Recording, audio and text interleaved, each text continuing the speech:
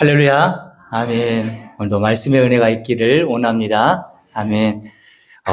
계속적으로 우리가 주님께서 가르쳐 주시는 기도, 주기도문, 주의 기도, 이 기도의 내용들을 좀 낱낱이 살펴보고 있습니다. 이 기도가 우리는 좀 익숙하죠. 보통 아이들이나 세례를 받기 전에 늘 외워야 할 세 가지 있지 않습니까? 주기도문, 사도신경, 그다음에 십계명 이렇게 외웁니다. 못 외우면 세례도 못 받게 하고 그랬던 적이 있었습니다.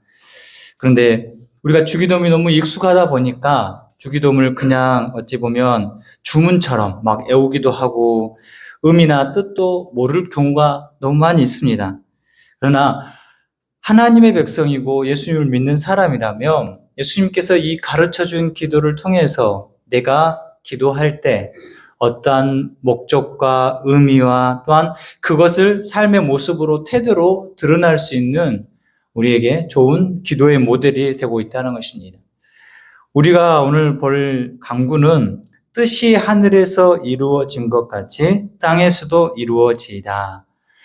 하늘의 뜻이 땅에서도 이루어지는 것을 이야기를 하는데 먼저 우리가 하나 볼 게 뭐냐면 하늘에서 이루어진 것 같이 하나님의 뜻이 하늘에서는 이루어졌습니다. 그리고 지금도 이루어지고 있고 앞으로도 이루어질 것입니다. 하나님의 뜻은 과거, 현재, 미래 계속적으로 동일합니다. 변함이 없다는 것입니다. 하나님이 향하신 우리의 사랑의 손길은 변함이 없다는 것을 반증하는 모습이기도 합니다. 근데 그것이 어디서 이루어지느냐? 하늘에서 이루어졌다는 것입니다. 왜 그렇게 말할 수 있습니까? 하늘에서 이루어졌다는 것은 하늘은 하나님이 다스리고 하나님의 통치가 이루어지는 하나님의 왕국이라는 거예요. 그래서 하나님의 영광이 충만한 곳이며 천사들이 온전히 순종하는 곳이 바로 하늘입니다. 그 반대로 땅은 어떠한 곳이냐? 하나님이 만드셨지만 그 땅은 죄가 있고 불순종이 있고 사단 마귀 권세가 판치는 곳이 바로 땅입니다.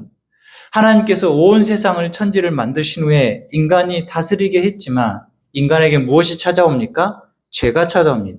죄로 말미암아 마귀의 권세가 들끓는 곳이 되었습니다. 그 넘겨진 권세를 예수님이 다시 받으십니다. 예수님께서 이 땅에 오심으로 하나님의 나라를 선포하시고 하나님의 영광이 이루어지는 곳으로 하나님의 통치가 임하는 곳으로 곳곳에서 드러내시는 거죠. 그래서 믿는 자들이 점점점 많아지면 마침내 하나님께서 이루시고자 하는 그 뜻이 회복되어지는 새 하늘과 새 땅과 새 에덴, 새 예루살렘, 천국이 다시 임하게 될 줄 믿습니다. 이런 것을 기대하면서 우리가 주님 앞에 이렇게 기도하는 것입니다. 저 하늘에서 하나님의 뜻이 이루어졌다면 이 땅에서도 이루어지기를 원합니다. 그 하나님의 뜻이 이 땅에서 이루어지는 모습이 먼저 우리 마음속에서 하나님의 통치와 하나님의 뜻이 이루어져야 됩니다. 지난주 말씀드린 것처럼 우리가 나라가 임하시오며 우리 마음에 하나님의 나라가 임하신다는 건 우리 마음에 은혜의 나라가 하나님의 통치가 임하는 나라가 임할 때 그것이 가능합니다. 하나님의 통치가 임한다는 것은 내가 통치하는 게 아니라 그 통치권을, 주권을 하나님께 드리는 것입니다. 내 뜻이 아니라 하나님의 뜻에 순종하는 것입니다. 하나님 뜻에 순종하는 것이 바로 하나님의 통치가 이루어지고 하나님의 나라가 임하는 것입니다. 결국 하나님의 뜻이 이루어지는 것이 하나님의 나라가 되는 것입니다. 여러분의 마음 가운데, 여러분이 속하는 공동체 가운데, 직장이건 가정이건 여러분이 만나는 사람이건 그곳 가운데 하나님의 뜻이 이루어지기를 원하는 그곳은 하나님의 나라가 이루어질 줄 믿습니다. 그렇다면 믿는 사람들이 어떻게 해야 되냐? 그 하나님 뜻에 순종하는 것입니다. 오늘은 그 순종에 대한 면을 이야기를 하고자 합니다. 순종에는 두 가지 모습이 있습니다. 능동적인 순종과 수동적인 순종이 있습니다. 능동적인 순종은 이 말처럼 내가 능동적으로 하나님의 뜻에 맞춰서 행하는 것입니다. 이게 하나님의 뜻이구나. 하나님이 말씀하셨구나. 하나님께서 이렇게 살라 하셨구나. 그러면 그 뜻에 맞춰서 내가 적극적으로 살아가는 것입니다. 내가 그것을 행하도록 노력하는 거예요. 두 번째는 수동적인 것입니다. 수동적인 순종은 이 세상에서 어려움이 있죠. 고난이 있습니다. 그럴 때마다 그 믿음의 길을 참고 기다리며 하나님의 뜻대로 살려고 노력하는 것입니다. 오래 참는 것이고 또한 그것을 견디어내는 것입니다. 금방 성가대가 찬양한 것처럼 그 찬양의 곡을 한번 여러분들이 찾아보십시오. 그 곡이 어떻게 만들어졌는지, 그 곡이 어떤 모습으로 그 곡이 나왔는지 그걸 찾아보면 그 곡을 만들어내신 신학자, 목사님이 그 독일의 그 침례가에서 그 믿음을 지키기 위해서 그 곡을 만들었는데 그걸 원곡으로 들어보면 제가 독일 말을 잘 모릅니다. 전혀 모르는데 그 원곡을 들으면 느낌이 와요. 아, 정말 힘들게 믿음을 지키기 위해서 부단히 노력했구나.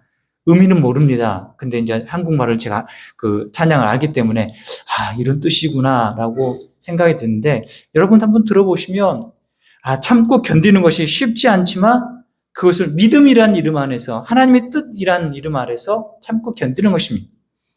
오늘은 제가 능동적인 순종에 대한 이야기를 나누고자 합니다. 하나님의 말씀이 임하면 우리는 하나님의 뜻에 순종해야 됩니다. 그러면 먼저 하나님의 뜻을 알아야죠. 하나님의 뜻이 무엇인가? 그런데 우리가 아는 것만으로 우리는 부족합니다. 아는 것은 우리 어두운 데서 밝은 곳으로 들어가는 상태입니다. 어두운 데 있을 때는 하나님의 뜻이고 아무것도 모릅니다. 그러나 밝은 곳으로 가면 아, 이게 하나님의 뜻이구나. 하나님께서 나에게 말씀하시는 거구나. 그렇게 구분할 수 있는 거예요. 이제는 그 상태가 됐어요. 근데 우리는 보통 거기까지에 멈춰 있으면서 아, 은혜 받았다. 저 설교 듣고 나면 은혜 받았다 하신 분들인데 가끔 묻고 싶습니다. 그럼 어떻게 하실 것입니까? 이렇게 묻고 싶어요. 은혜 받은 거 맞습니다. 말씀을 그것을 구분할 수 있는 건 참 좋은 중요한 일이죠. 근데 더 나아가서 구분을 넘어서 그 삶에서 행함이 있는 모습으로 나가는 것입니다. 행함이 있어야 천국 가는 길에 내가 그 발걸음을 옮기는 것이고 행함이 있어야 내가 복된 길로 더 나아가는 것이고 행함이 있어야 야고보서가 말한 것처럼 죽은 믿음이 되지 못하는 것입니다. 행함이 있는 자의 삶으로 우리가 살아가시길 바랍니다. 우리가 조심할 게 이것입니다. 아는 것이 많습니다. 교회를 오랫동안 다니죠. 여기 계신 분 중에서도 40년, 50년, 저 같은 경우도 지금 거의 50년 다 됐으니까 교회를 오랫동안 다녔습니다. 듣는 것도 많죠. 뭐 서당계 3년이면 풍어를 읊는다고 하는 우리가 한 30년, 40년 다니셨으면 아, 목사님 무슨 말을 할지 또 이렇게 다 아실 수도 있습니다. 설교를 많이 듣고 교육도 받고 아는 게 많지만 행함이 없는 사람이 교회에 많을 수 있다는 것입니다. 정말 안타까운 일이죠. 그런 모습이 우리 가운데 있을까? 두렵고 떨리는 마음이 늘 우리 가운데 있기를 바랍니다. 여러분, 세균이 있습니다. 박테리아라고 하는데 이 세균을 제어하고 이 박테리아를 제어하는 게 바로 항생제입니다. 우리가 박테리아나 세균으로 병이 걸리면 항생제를 투여하거나 먹습니다. 그 항생제를 먹거나 맞으면 그 세균이나 박테리아가 힘을 못 쓰고 쪼그라들든지 아니면 없어지든지 죽죠. 그런데 그 항생제가 효력이 떨어지면 다시금 그것들이 힘을 냅니다. 그래서 감기가 잘 안 떨어지시는 분 보니까 계속 드시길 바랍니다. 완전히 없어질 때까지. 그런데 이게 항생제가 계속 먹다가 다시 힘을 내고 이 박테리아나 세균이 그러면 내성이 생깁니다.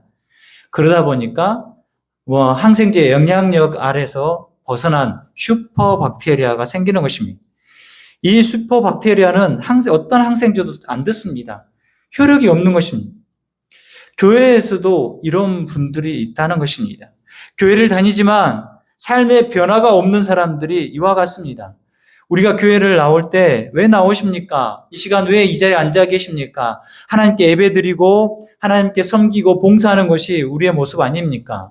근데 어찌 보면 우리가 교회 나와서 지금처럼 말씀 듣고 말씀을 우리가 지금 받는 이 시간이 세상 가운데 항생제를 맞는 시간이 될 수도 있습니다.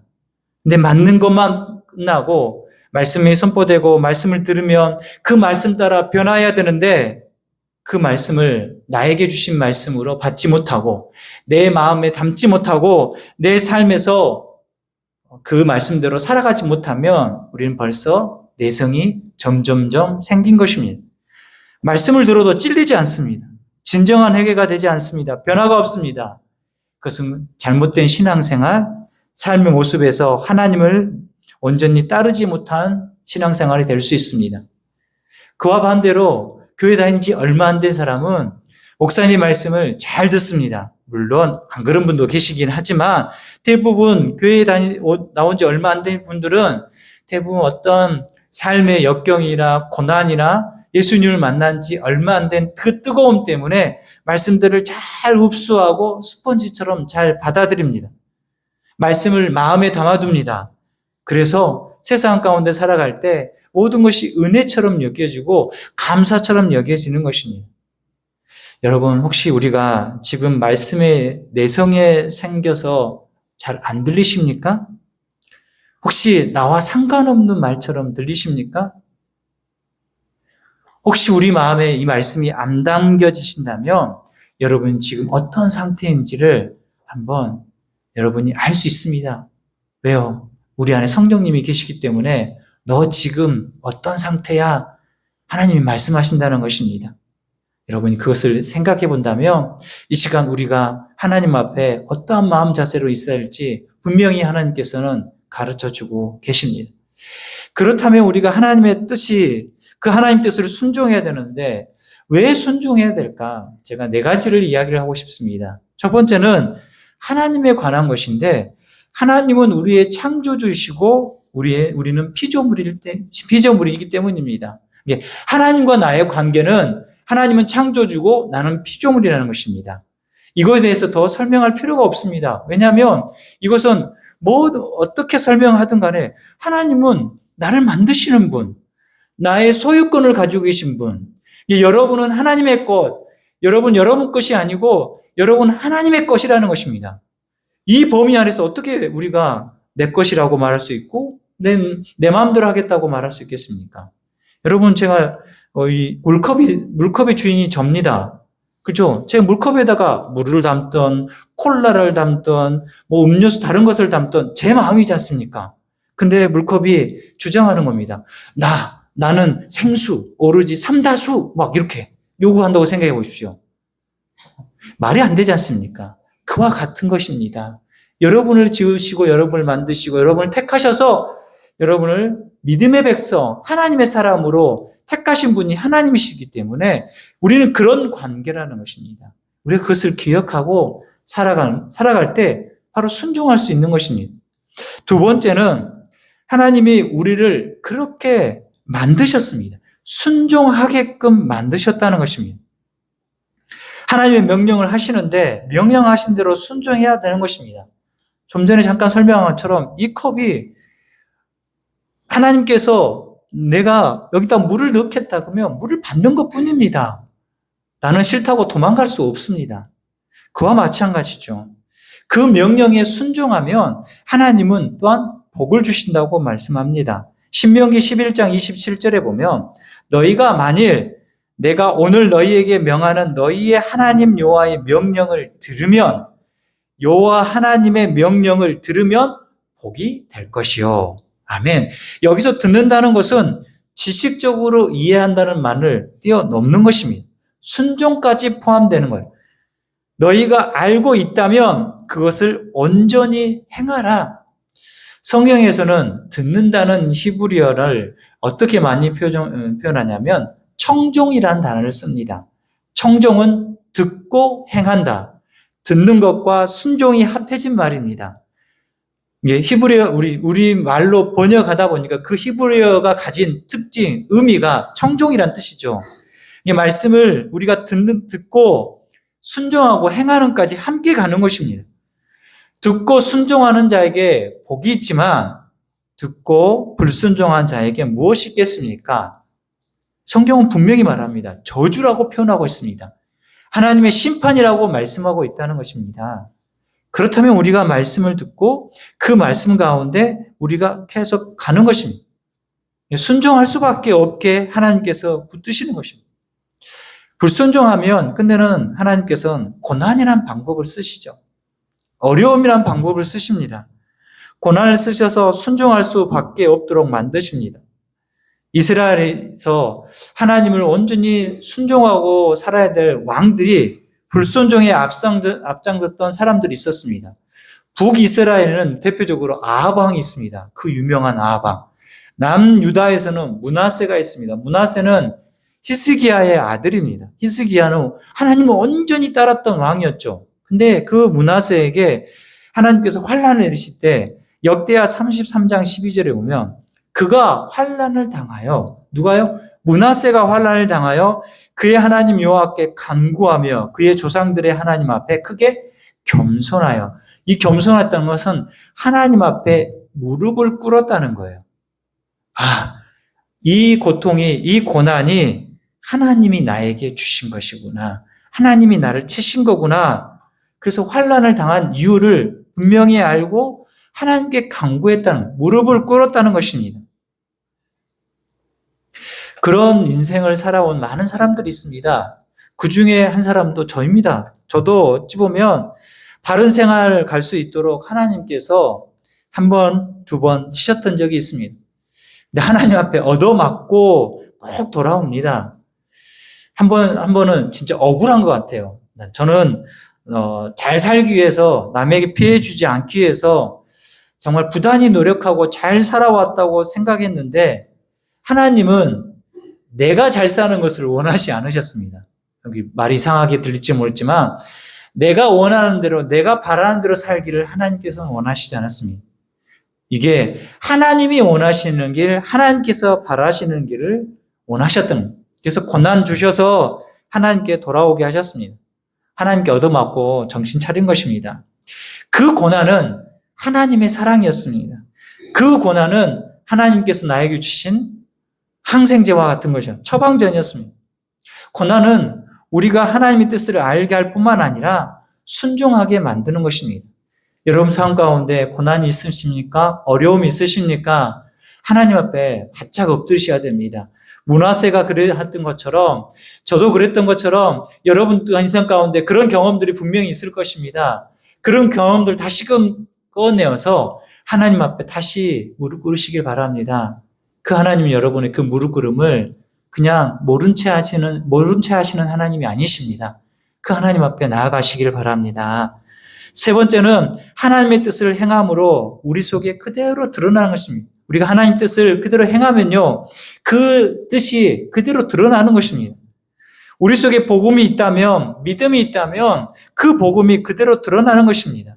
우리 속에 하나님의 통치가, 하나님의 나라가 이루어졌다면 그 하나님의 통치와 나라가 우리의 입술과 우리의 손짓과 우리의 모습에서 드러납니다. 무엇을 통해서요? 순종을 통해서 드러나는 것입니다. 하나님이 그것을 증명해 보이십니다. 내가 증명하려고 할 필요 없습니다. 하나님께서 증명하신다는 거예요. 내가 그렇게 살아가려고 하면, 증인이 되면 하나님께서 그렇게 이루어 가십니다. 사랑하는 두 사람이 있습니다. 서로 두 사람이 만나가지고 사랑을 나눈다고 하면서 아무것도 안 하면 정말 사랑하겠습니까? 서로에서 관심을 가지고 그 사람이 무엇을 좋아하는지, 어떤 음식을 좋아하는지, 저 사람은 김치찌개를 좋아하는지, 아니면 파스타를 좋아하는지, 아니 저 사람은 무엇에 취미를 가지고 있는지 서로 알아가고, 또한 그 사람이 필요한 것이 무엇인지를 서로 채워주는 것이, 또한 서로 배려하는 것이 사랑한다는 모습들이 드러난 거예요. 사랑한다고 말해놓고는 아무것도 모르고 그 사람이 뭘 좋아하는지도 모르면 그것은 사랑하는 모습이 아니지 않습니까?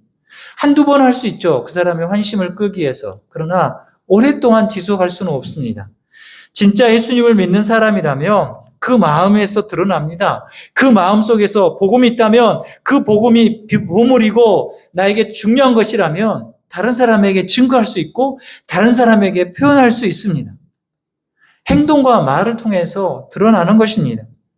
그래서 겉으로 드러나기 때문에 저 사람은 교회 다니는 것 같아. 저 사람은 예수님 믿는 것 같아. 알 수 있다는 거죠.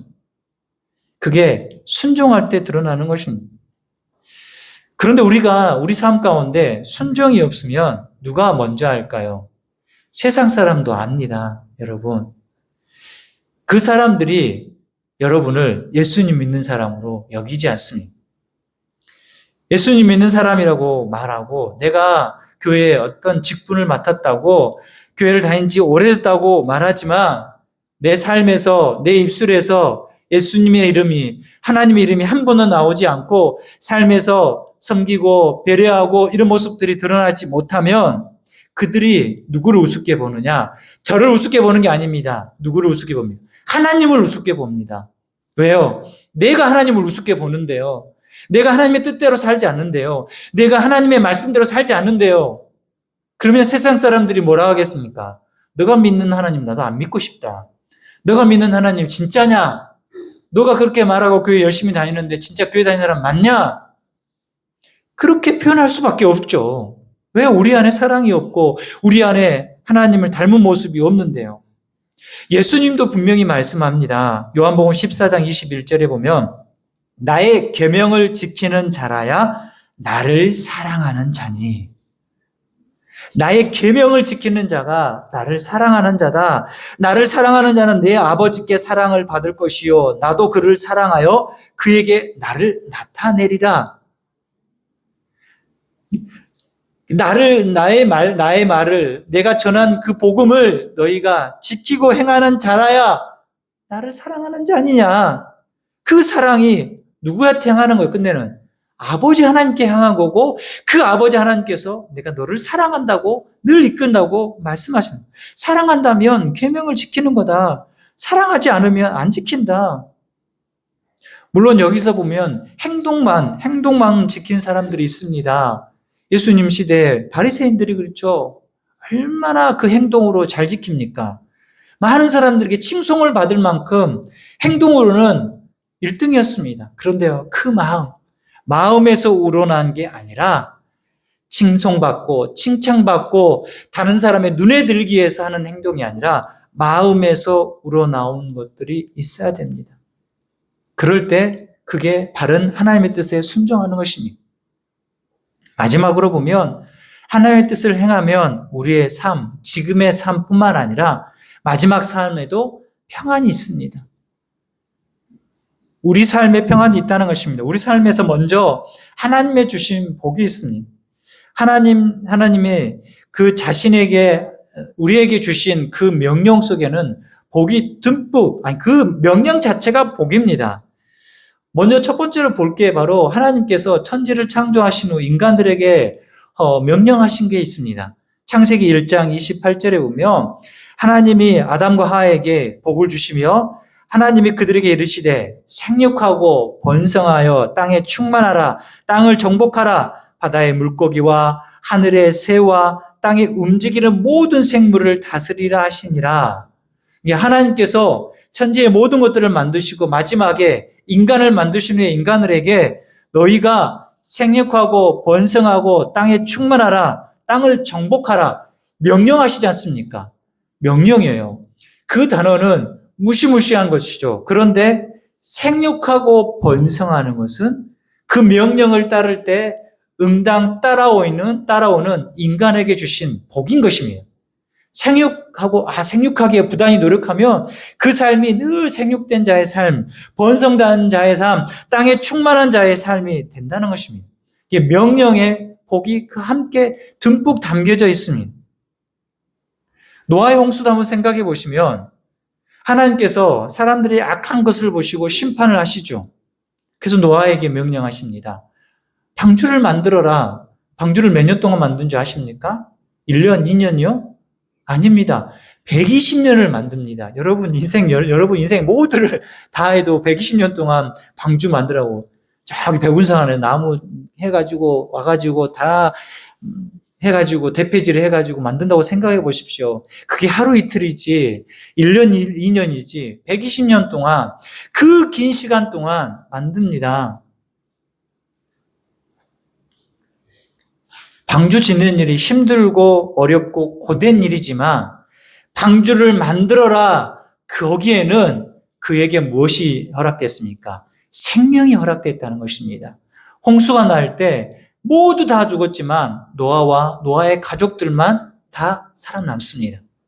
방주를 만들어라는 그 명령은 고되고 힘들고 어려운 일이지만 120년이라는 시간이 걸렸지만 그 명령 속에는 너에게 생명을 주겠다. 너에게 영원한 생명을 주겠다는 것과 같은 것입니다. 그와 같습니다. 우리가 하나님의 말씀을 순종하면 그 가운데 복이 있습니다. 살면서 하나님께서 주신 복을 누리고 나아가는 길은 순종할 때 가능한 것입니다. 그리고 두 번째는 죽을 때 하나님의 복이 있습니다. 내가 내 인생의 삶에서 순종하다가 이제 죽음을 맞이할 때 평안하게 이 세상을 떠날 수 있습니다. 가정입니다. 내가 만약 내일이나 며칠 후에 죽는다고 한번 생각해 보십시오. 그러면 여러분은 그 남은 시간 동안 어떻게 하시겠습니까? 그 남은 시간이 나에게 일주일이 남았다, 나에게 한 달이 남았다, 나에게 이틀이 남았다. 그러면 지금까지 살아온 세상을 보는 눈이 아예 바뀝니다. 아, 남은 인생을 어떻게 살까? 그러면 지금까지 살아오면서 내가 그것을 얻기 위해서 중요하게 여겼던 그 모든 것들이 어찌 보면 이제 점점 눈 밖에서 멀어집니다. 왜요? 여러분 남은 인생 가운데 그게 나를 지탱해 줄 힘이 되지 못하기 때문입니다. 중요한 것이 아닙니다. 물론 이 세상을 살아가면서 여러분 집도 중요하고 생활을 편리하게 할 수 있는 것도 귀하고 중요합니다. 내가 그게 살아가는데 필요하죠. 하지만 내가 이 세상을 떠난다는 생각, 또한 그 떠날 시간이 정해졌다고 생각하면 그것들이 하나도 귀하게 여기지 않습니다. 귀하게 여기고 중요한 것은 내 인생에서 얼마나 하나님 말씀에 순종했고 하나님 뜻을 순종했는지 하나님 뜻에 내가 끝까지 지키고 있는지 그것이 들어오게 되어 있습니다. 왜요? 내 안에 계신 하나님께서 알게 하십니다. 그리고 마지막 앞에 하나님 심판대 앞에 서기 때문입니다. 내가 하나님 앞에 서요. 하나님 앞에 섰을 때 내가 살아오면서 하나님 뜻을 얼마나 순종했고 얼마나 하나님의 뜻을 따라 내가 걸어가고 있었는지를 다시 생각할 수밖에 없습니다. 그런데 하나님의 뜻을 따라 순종하며 살아간 자에게 그 하나님 앞에 섰을 때 내가 평안할 수 있습니다. 주님 품에 나는 안길 줄 믿기 때문에요. 하늘에 소망이 있기 때문에 하나님의 뜻에 따라 부단히 노력하고 넘어졌지만 나에게 의의 면류관이 예비되어 있음을 알기 때문에요. 바울이 그렇게 고백합니다. 바울이 이 세상 마지막 떠날 때 디모데후서를 기록해서 에베소에 있는 디모데에게 보냅니다. 그 가운데 바울의 고백이 담겨져 있습니다. 디모데후서 4장 7절에 보면 나는 선한 싸움을 싸우고 나의 달려갈 길을 마치고 믿음을 지켰으니 자기가 한 일을 다 뒤돌아보는 거예요. 나는 선한 싸움을 싸웠다. 나는 그렇게 선한 싸움을 믿음을 지키기 위해서 많은 일들이 바울의 인생을 보십시오. 얼마나 많은 인생들이 있었습니까? 하나님께서 내게 맡기신 그 모든 일들을 순종하면서 달려왔으니 믿음을 지켰다고 표현합니다. 그러면서 8절에 보면 이제 후로는 나를 위하여 의의 면류관이 예배되었으므로 이제 후는 어겠습니까? 내 인생이 끝나고 하나님 앞에 섰을 때 나를 위하여 의의 면류관이 예배되었다. 확신을 가지고 있지 않습니까? 그래서 하나님 앞에 가는 게 두려운 게 아닙니다. 죽음이 두려운 게 아니에요. 여러분 죽음 두렵지 않습니까? 그런데 바울은 나에게 의의 면류관이 있기 때문에 두렵지 않습니다. 그런데 그 뒤에 말도 중요합니다. 주 곧 우러 오신 재판장이 그날에 내게 주실 것이며 내게만 아니라 주의 나타나심을 사모하는 모든 자에게 도니라. 할렐루야. 주의 나타나심을 사모하는 주를 다시 계속 기다리시는 주의 재림을 기다리시는 천국의 소망을 가지시는 하나님 뜻에 순종하는 모든 자에게 똑같이 의의 면류관이 예비된 줄 믿습니다. 그 믿음의 모습을 가지고 우리가 기대하며 살아가는 것입니다. 그것이 바로 우리가 천국을 또 마지막 때를 살아가는 우리의 모습일 줄 믿습니다. 사랑하는 성도 여러분, 뜻이 하늘에서 이루어졌으면 그 뜻이 땅에서도 이루어지기를 원하는 기도는 하나님의 뜻이 이루어지는 기도입니다. 하나님의 뜻이 이루어진다는 것은 내가 그것을 안다면 그 내 마음에 그 말씀이 들어왔다면 그 말씀을 가지고 살아가는 것입니다. 순종하는 것입니다. 하나님의 뜻이 내 마음에 들어왔습니다. 그 말씀을 가지고 나 살아가겠습니다. 능동적으로 반응하겠습니다. 그 능동적으로 반응하는 두 가지 모습을 여러분에게 마지막에 말씀드립니다. 첫 번째는 말씀입니다. 말씀을 열심히 공부해야 됩니다. 바른 하나님의 말씀을 배우고 알아야 됩니다. 그래야 하나님의 뜻대로 순종할 수 있고 하나님의 뜻이 무엇인지를 알 수 있습니다. 말씀을 잘못 이해하거나 잘못된 방향으로 가면 삶의 끝이 끝내는 낭떠러집니다. 최근에 어떤 목사님을 만났습니다. 근데 목사님이 이 지역에 오셔서 가지고 어떤 센터를 시작했는데 저한테 대뜸 하시는 말씀이 광양에는 왜 이렇게 이단이 많습니까? 왜 이단이 이렇게 많습니까? 그 말씀 하시더라고요. 광양 이 읍에는 제가 알기로는 한 4만 정도 사는데 그 숫자에 비하면 이단이 정말 진짜 많은 것 같습니다. 그만큼 우리 광양 땅을 위해서 여러분들이 함께 기도해 주셔야 됩니다. 바른 복음 안에서, 바른 믿음 안에서 설 수 있도록, 바른 복음에서 흔들거리지 않도록 먼저 우리가 서도록 여러분이 말씀을 가까이 하시기를 바랍니다. 그리고 두 번째는 바로 우리에게 필요한 것은 낮아진 마음, 긍휼히 여기는 마음, 겸손한 마음입니다. 팔복의 첫 번째가 무엇입니까? 심령이 가난한 자는 복이 있나니 천국이 그들의 것임이요. 심령이 가난한 것은 낮은 마음입니다. 낮은 마음은 자기의 뜻을 접는 것입니다. 하나님의 뜻이 드러날 수 있도록 하나님의 뜻을 따르는 것, 하나님의 뜻이 아니면 내 뜻을 접는 마음인 것입니다. 왜 이 마음이 필요하겠습니까? 심령이 가난한 마음이 있어야 성경이 잘 보입니다. 또한 말씀이 들립니다. 그 마음에 가난한 마음이 있어야지 말씀이 잘 받아들일 수 있는 것입니다. 앞에서 말씀드린 것처럼 교회 오랫동안 다니신 분은 쉽지 않을 수 있습니다. 그러나 그 마음을 깨트려 주실 분이 하나님이심을 믿으시길 바랍니다. 하나님께 다 내어놓으셔야 됩니다. 그럴 때 그 마음을 기경해 주시고 일구어 주시는 하나님이 계십니다. 그리고 우리가 하나님 말씀을 잘 배우고 알았다면 낮은 마음을 가지고 순종하시길 바랍니다. 적극적으로 순종하시길 바랍니다. 그 순종은 내가 하나님을 사랑하기 때문에, 하나님이 나를 사랑하는 걸 내가 알기 때문에 사랑을 표현하는 것이고, 하나님이 기쁘시게 하는 것이 무엇인지 알기 때문에 순종하는 것입니다. 여러분도 그 삶 가운데 그 아름다운 순종이 늘 있으므로 복된 귀한 성도들 되시길 주님의 이름으로 축원합니다. 아멘. 기도합니다.